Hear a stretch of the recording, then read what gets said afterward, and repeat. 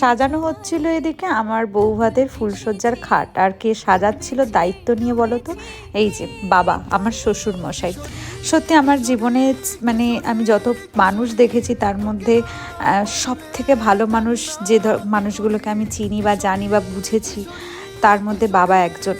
আমার ছোট্ট ছোট্ট স্বপ্নগুলোর, ছোট্ট ছোট্ট শখগুলোর এইভাবে খেয়াল রেখেছে।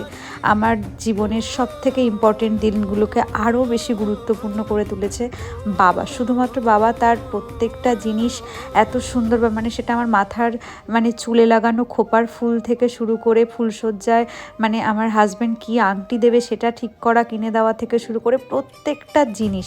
এই মানুষটাকে ধন্যবাদ জানানো বা জানি না, মানে শুধুমাত্র ভালোবাসা ছাড়া, যত্ন ছাড়া আমি কিছুই দিতে পারি না। তো যাই হোক, এটাই বলার যে এইরকম যেন প্রত্যেকটা মেয়ের জীবনে এমন শ্বশুর শাশুড়ি জোটে, এটাই আজকে আমার ভিডিওর মাধ্যমে বলার। তো